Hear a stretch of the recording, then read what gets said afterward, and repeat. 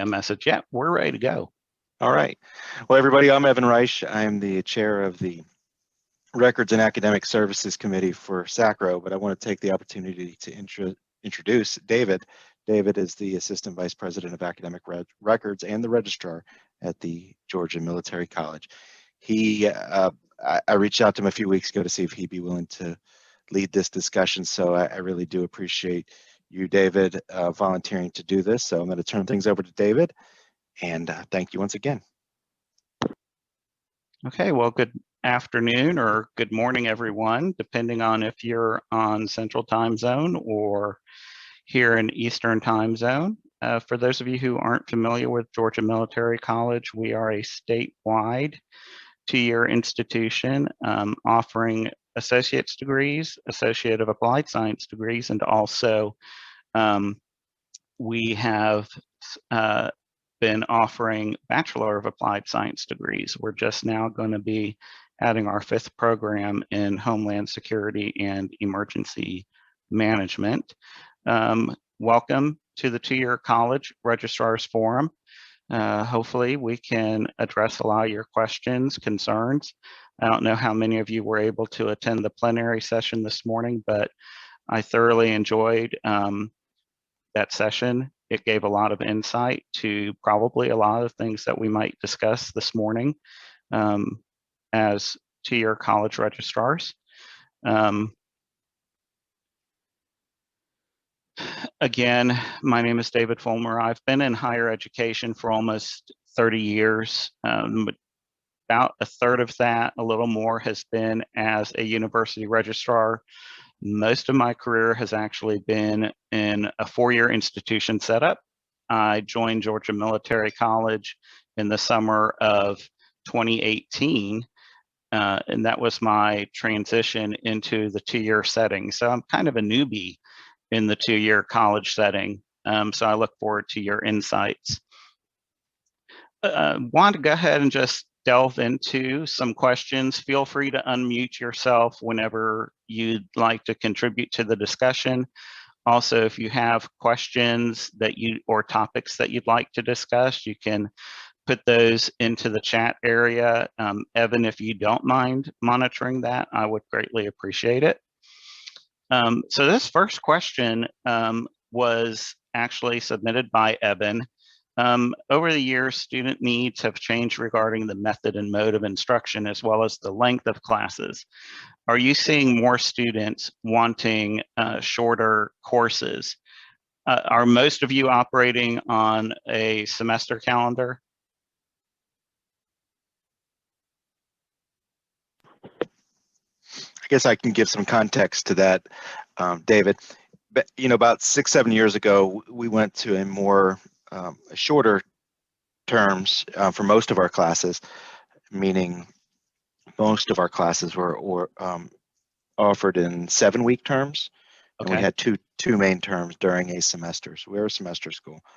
But as the years have gone by, we've found that more and more students have actually wanted shorter classes. It was hard to believe that 7 years ago, but now we're seeing more and more students, especially those students wanting to transfer to 4-year institutions for their bachelor's degrees, of those that are trying to maintain scholarship eligibility for our state merit-based scholarship programs. We're seeing a lot of them, and we're seeing the success being much better in the shorter classes than the longer classes. And by success, I'm defining that as a grade of C or higher. So I'll mute myself.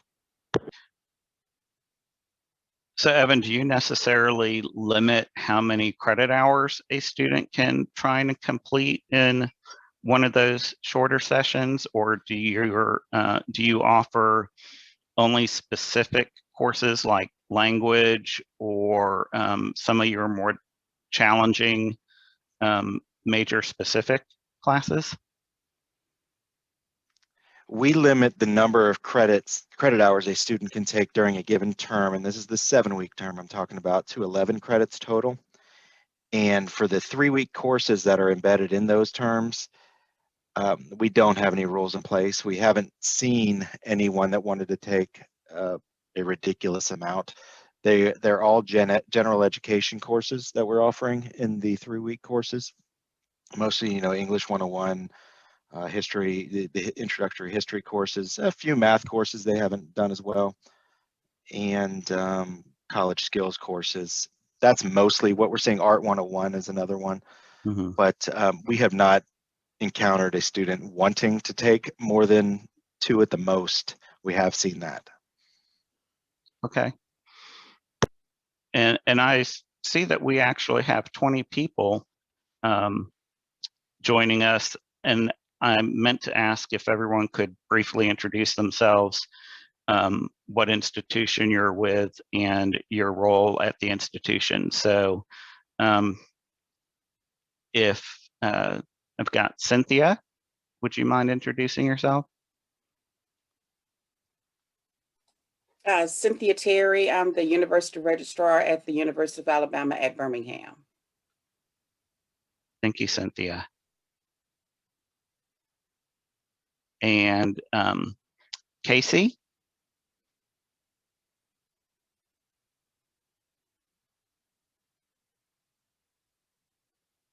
We might go back to Casey. How about Kristen Campbell? Kristen Campbell with the University of Alabama at Birmingham. I'm associate. All right. And Al Bush?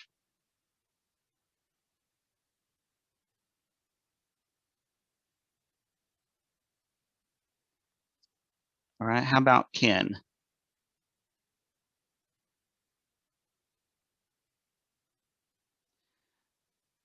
Miss Amber Warren? Sorry, this is Ken. Yeah, I apologize. It's all right, sir. Couldn't find my unmute button. I work at Trident Tech. I'm in the graduation unit under the registrar's office. I work actually for Evan. Okay. And Amber? Good afternoon or good morning. My name is Amber Warren. I am the assistant registrar at Georgia Military College. And Lillian Owens? Good morning or good afternoon. My name is Lillian Owens. I'm the Associate Dean of Enrollment Services at Jefferson State Community College in Birmingham. And is it Torlise?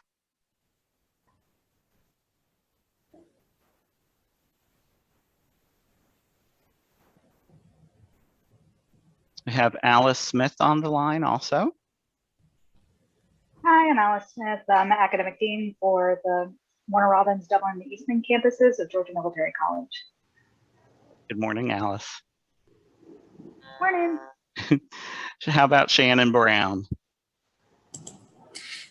Good morning. This is Shannon Brown from Southwest Tennessee Community College. I am the admissions coordinator. Shannon, what did you say your institution was? Southwest Tennessee Community College. Okay. Memphis. And Laura Thornton?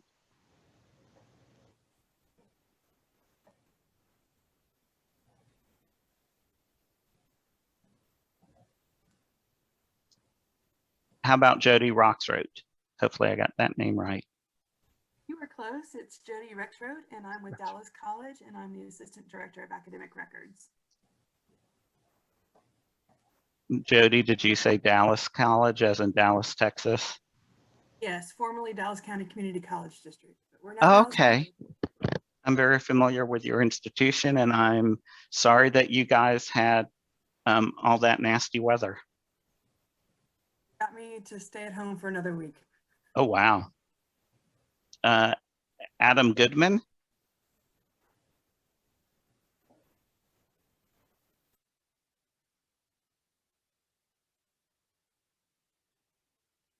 Okay. Michael Weber?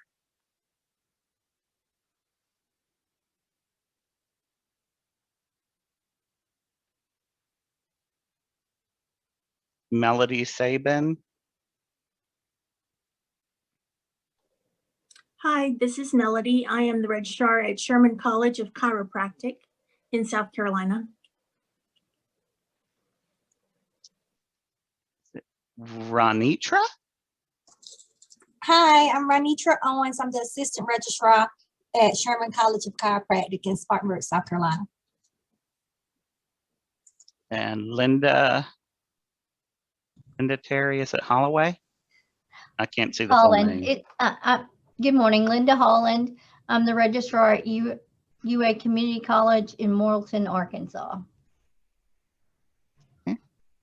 Brad? Hi, I'm Brad Thomas, registrar at Gwinnett Technical College in Lawrenceville, Georgia. And I just wanted to mention there's a few chats from the microphones not working.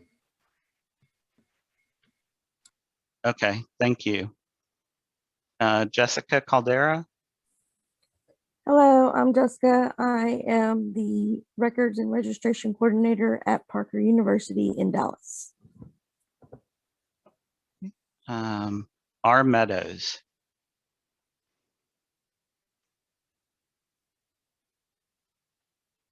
Okay, and Brenda Hyde?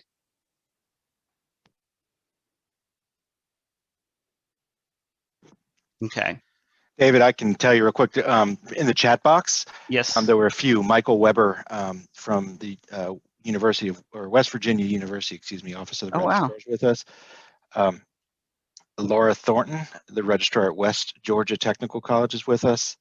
Casey Minix, registrar at Jones College, is with us, as well as Adam Goodman, who's the director of articulation and the registrar at Jefferson State Community College in Birmingham.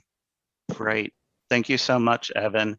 I did also ask in the chat, one of the benefits that I've always found from SACRAO is the networking that you can have with your colleagues. So if you don't mind, I've got my email address there in the chat box. And it will be up at the end of the presentation as well. That if you wouldn't mind sending me your contact information, I can also then forward that to the rest of the participants so that as you all have questions that you'd like to address to your colleagues, we'd be able to do that. So the next question that's on the list to discuss is, and it sounds like we have representation from several states participating. Did the four-year institutions remove the entrance exam requirement when COVID-19 hit? And if so, do you believe that that may have impacted your enrollment? That was one of the statistics that was given this morning in the plenary session, was the sharp decline of enrollment at two-year institutions. I know here in Georgia, of course, our tuition rate at Georgia Military College is significantly less than our state institutions, even for residents. But our USG system removed the need for a student to have taken the ACT or SAT. So if a student had the ability to go to somewhere such as the University of Georgia without taking that entrance exam, they took advantage of that. I just wondered, did you see that in your states as well?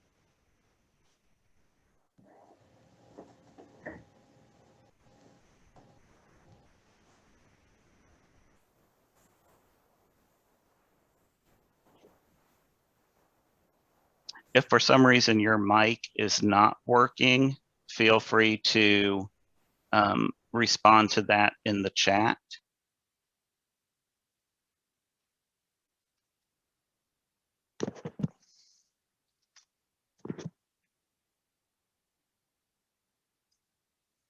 David, there's nothing yet in the chat regarding that. Wayne from Southern Arkansas University Tech is with us also. He just texted that in. But to answer the question, you know, I have not seen or heard of that specific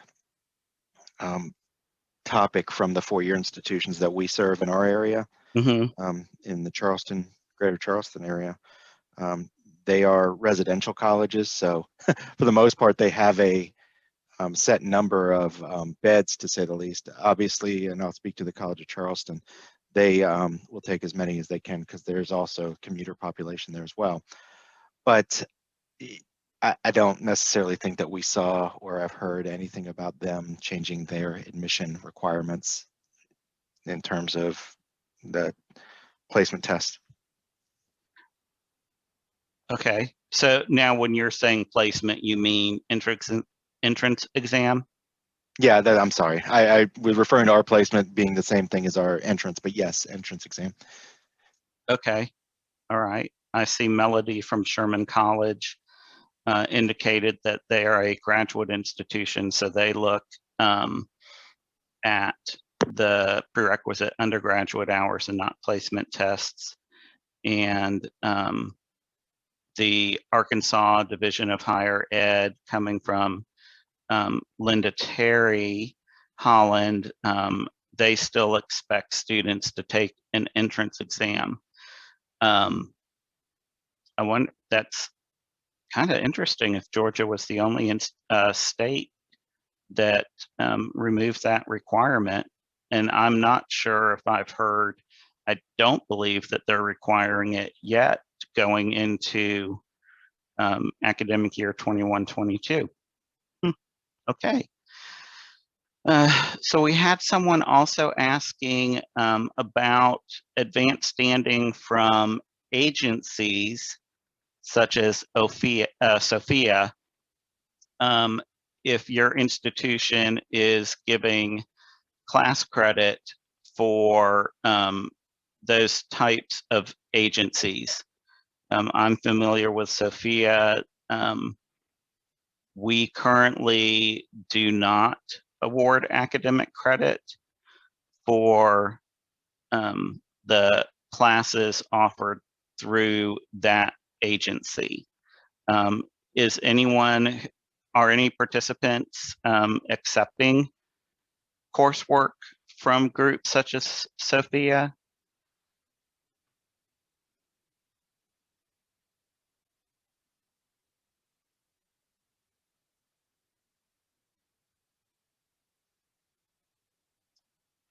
Okay, so the University of Arkansas from Linda Terry Howland, they do not award credit through those. Is there anyone that, if anyone does, if you could share how you base that awarding of credit?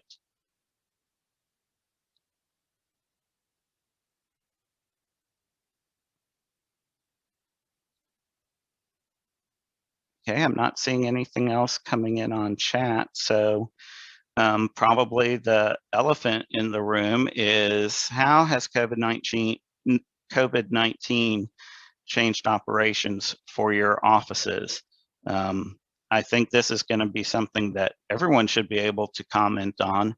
I assume, is there anyone whose office actually stayed physically open, or did everyone transition to working from home? David, at UACC Morrilton, we transitioned to home for about the first 2 months, but then after that, we've been back. So our students and employees are required to wear face masks while on campus, but we're back.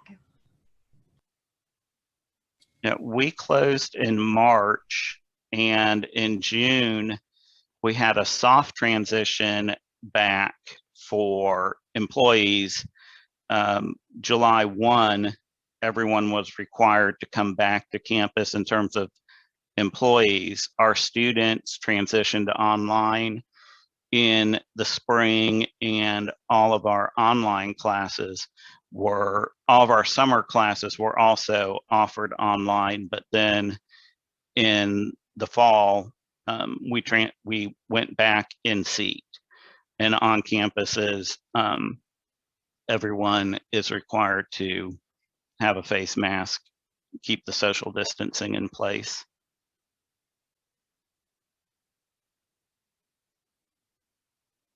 Is anyone else still actually working remote? You know, I'll tell you, and I can't speak for all South Carolina institutions, but we never closed. We transitioned all of our coursework to online, and employees back in March immediately went online. But we started working back in the offices in June, 1 to 2 days a week, and now we're still just working. You can work as much as you want as an employee, but at least 2 days a week on campus. We are forward facing, so we do have customers that, student customers and other customers that come on campus. So we certainly want to be here for them. But we're slowly transitioning all of our non-technical courses back to a face-to-face model, hopefully in the summer into the fall. But a lot of our technical courses have been face-to-face since the summertime. There's certain things that you can't do online, so we've worked with that, and it's been fairly well. Our cases have been minimal, to say the least, on campus, including our employee and student population. In South Carolina, certain areas have been hard hit, but luckily the Tri-County area, the Charleston County area, has not. We've seen our ups and downs, but luckily for us, it hasn't been as bad as other parts of the state. So that's one positive for us. Definitely. I like the fact that you still have the option, other than so up to 3 days out of the week, you could still work remote. I think we found that most of our employees could function strictly being remote.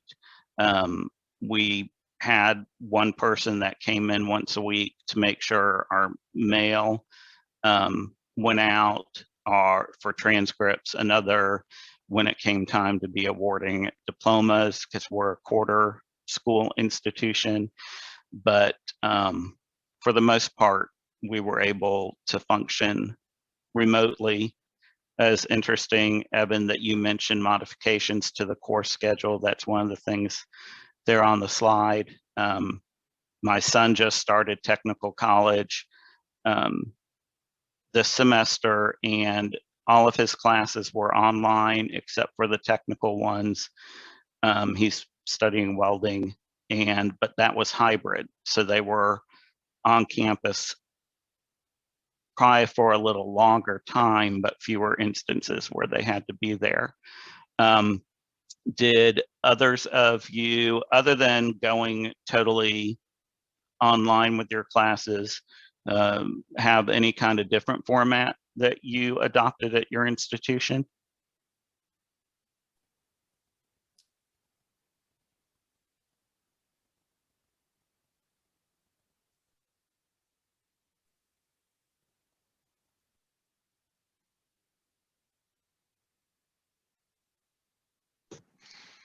It looks like in the chat, Casey at Jones College stated that they transitioned back into the office. Currently, staff is appears 1 week on, 1 week off. And I do want to follow up real quick. The reason why we kind of have that staggered 2 days or more in the office, it's more to protect the employees, give them a sense of security, but as well as to protect them so that we're not on top of each other, to say that, for lack of a better term. We are in very close quarters in our offices. We've got older buildings and small offices, so we wanted to kind of give people the space they needed to not only be safe, but also feel safe.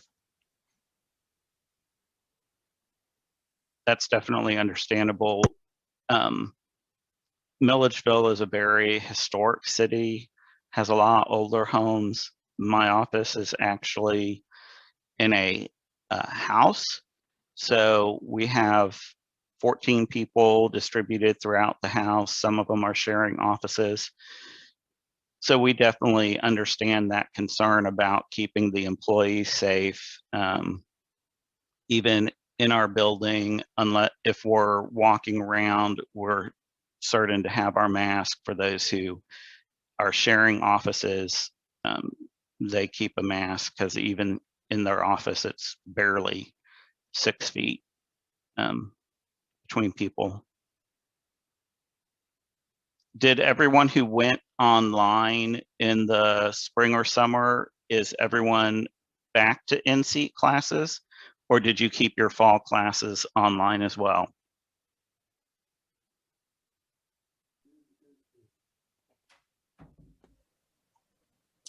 This is Melody at Sherman College. We went back to in-person classes. However, we have the ability to do the remote classes. For example, if somebody has COVID, or tested positive or was in exposure to someone with COVID and they have to quarantine, then they can still take their class online and not be in the room with everybody else, but not miss the material. So we have like a hybrid model, but it's not really unless you've been told you can't come to class due to your, conditions or whatever. We kind of have a similar format. Our faculty are, and Dean Smith, if you want to jump in case I say anything wrong, our faculty are also very flexible for students who have either been exposed to or tested positive for COVID. They make the accommodation for the student to still be able to complete their coursework remotely or through another format to where they won't be penalized for not being in class. Yeah, I mean, that's pretty accurate. Basically, the faculty have just been super flexible with the students, just asking them to make sure they engage with coursework online as much as they are able given their circumstances. Hi, David. This is Shannon from Southwest. We have different models. We have a total online. We have some hybrid classes where they could go to the school to attend class and then submit their work on via Teams or Pause. And then we have the Teams classes where they meet once a week and then submit their classwork through like Pause or whatever format the instructors have. But as far as the admissions and financial aid and advising office, we're still working remotely, and we offer events where they can come in face-to-face to submit documents or see an advisor or financial aid. Okay, thank you. And then Linda Terry Holland was expressing that they have a mixture of both in-person synchronous learning through Blackboard and Collaborate, and then totally online, it looks like. And Laura Thornton from West Georgia Tech, their fall and spring classes were a mix with at least half hybrid or online.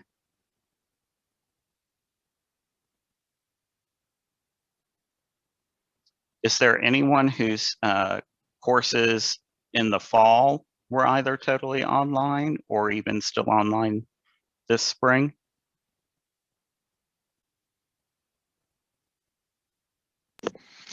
This is Evan again. Just like I said, our gen ed courses for the most part have been online, but the technical courses, the really hands-on courses, have been face-to-face. Just trying to keep it as in this area as safe as possible, I guess, to say the least. Sure. The courses that can be online, we've kept them online, hoping to get transitioned back to a non-online venue, in the summer for those that don't want to be, but we're just not there yet. Another thing that we did do is changed a lot of the modalities when it came to those online. We have scheduled online meetings, meaning the students were required to, they were synchronous. I think somebody mentioned that. Some that were just straight online at your own pace. Some were independent studies. Some would had the opportunity to come in similar to office hours for a faculty member, but come into a lab during certain times to meet with the lab instructors and do things like that. So we adjusted, as I think everybody has over this past year. Hey, Dory. Hey. Did you remember to the Zoom? Did you remember the conference? You're breaking in. You break? Did you remember the conference? Oh, okay. You got a lot of nice sessions. So tell me degree works. I guess what I'll do is let you know what we do today. Thank you, Whether or folks. not- If you I'm could, sorry, someone's on mute. not muted. There we go. So how did your grading scale change during especially in the spring semester? I know a lot of institutions changed either a pass, no pass, an S or a U. Some institutions adopted other grading scales. We here at GMC left our grading system the same, but I do know that other institutions within the state of Georgia did adopt a new grading system. And if you did change your grading system, did you keep that following the spring term, or did you revert back to your regular one? See it, Casey Minix is responding that their institution went pass, no pass only in the spring. Just curious, Casey, did the no pass have the same, was that GPA neutral, or was it the same impact as a failing grade?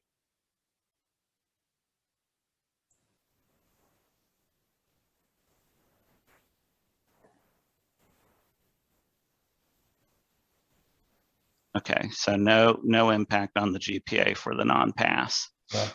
At SAE Tech, what we did, we used the NC for 9 credit, and we used that for the spring and also for summer 1. And now we've gone back to the regular grading scale. So Wayne, when you're saying NC, was that basically if they did not pass the class? That's correct, right. We didn't want to fail students based on the COVID-19 situation, you know, the pandemic. So instead of failing the students, we gave them NCs. Okay.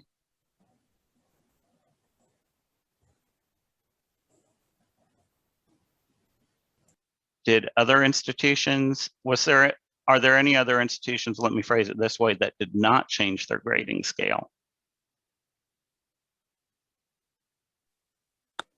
Dallas College did not change ours at all.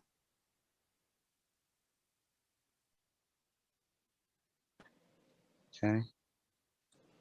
We did not change ours at Sherman College.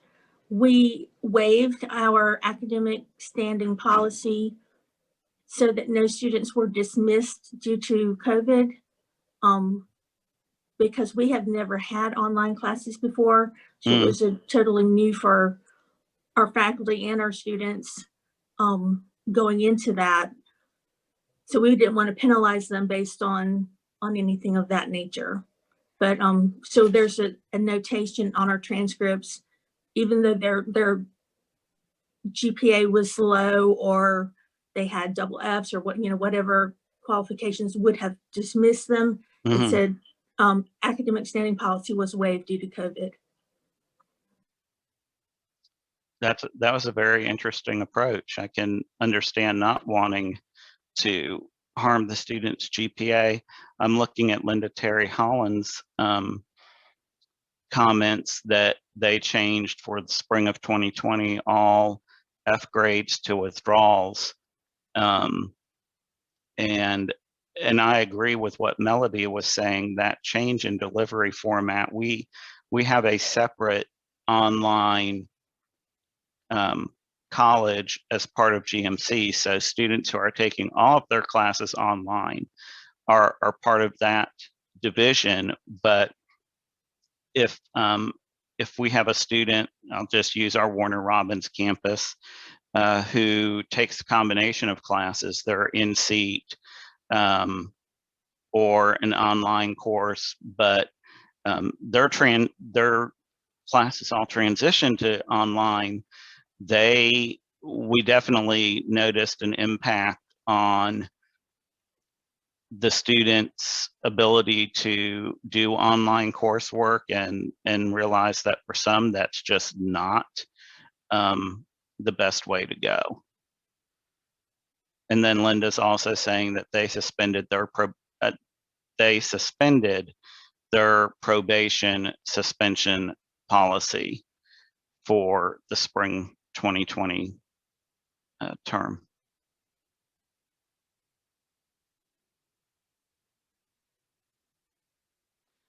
Okay, I think we've got about 10 minutes left, so let's move on.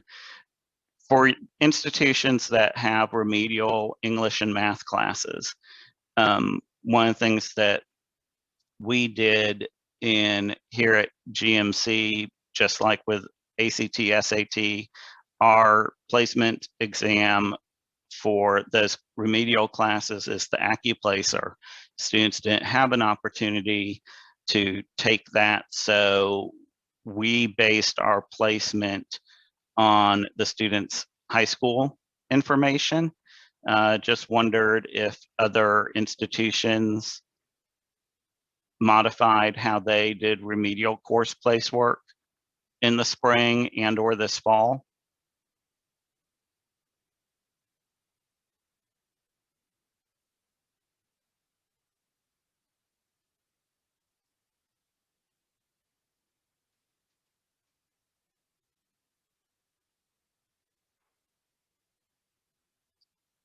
Okay, so no input on that. I'm going to open, in the remaining time that we have, open up that chat area for individuals with questions, or if your microphone is working, if there's a burning question that you have for your colleagues.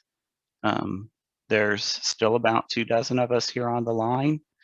We can provide any input.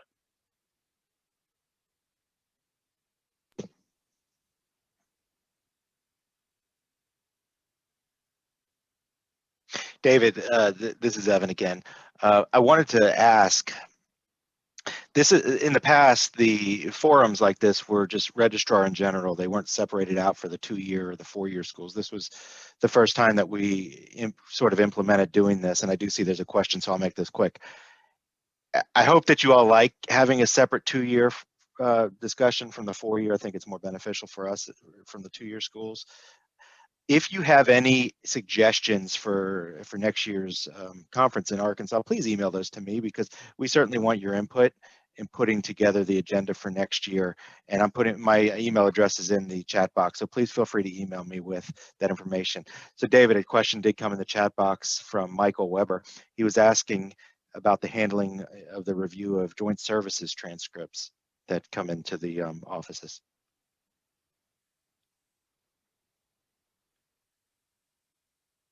So I'll go ahead and address that, how we handle things here at GMC.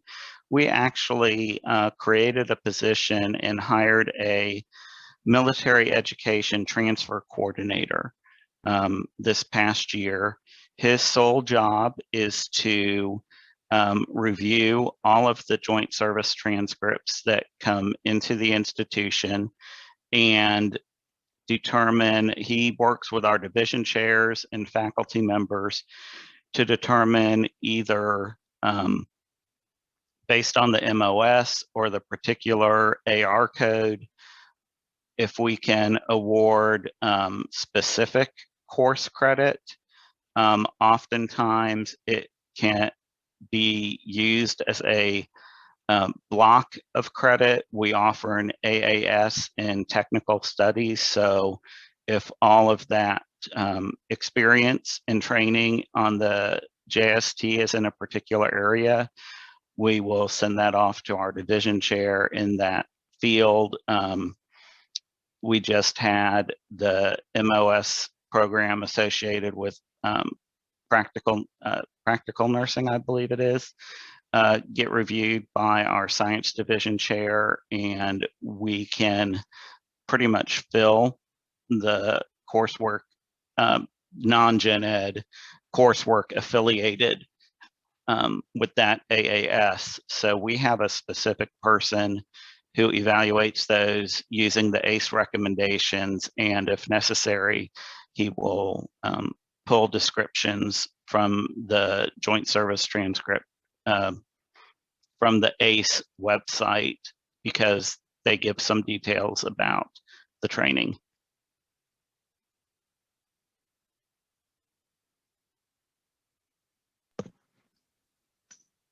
And I like to, I'll follow up and say, we do a lot of the same at Trident Tech. We get the JSTs and we farm them out to the department heads, the academic department heads, that is. I like to use the example of the culinary student who has come to us.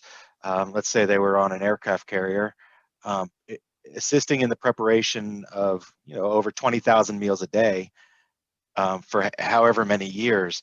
That person is going to have some knowledge of culinary and the coursework, applicable to the coursework that we offer. So, we get that to the people that know the industry, know the field, know the requirements very well, and they make the decision. And we ultimately will obviously put everything in the database, but we don't typically have standard equivalencies when it comes to the joint services transcripts, but we do see, usually we do see the same training and ending up being the same courses and whatnot throughout the college.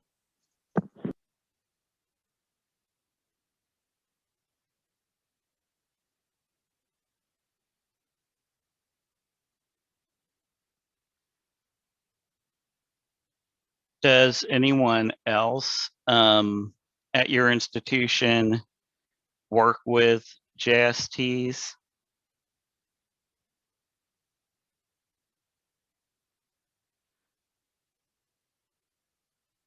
I know we had someone on from Dallas College. I know you've got Central Texas College right there that awards a lot of credit for JSTs. Does Dallas College work with a lot of JST records? Yeah, we actually do have quite a few. Central Texas has worked with a grant program called College Credit for Heroes, which has used a lot of the community colleges in the state to help align different programs to military training. And so that is available as a crosswalk. For Dallas College, we only use what our faculty has aligned, which is certain programs such as logistics, HVAC, business administration, welding, things like that. And so our faculty has reviewed military training in those areas and aligned it to our coursework. And so in those cases, that's kind of like a articulation for us to use to award credit in those areas if they've done that. Great, thank you.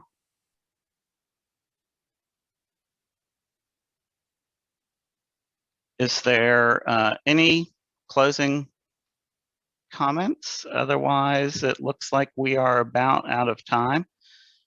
I appreciate everyone's participation in this forum, and like Evan said, it's perfect timing for feedback as to whether I personally appreciate having a 2-year session separate from the 4-year, because I feel that we do have different needs.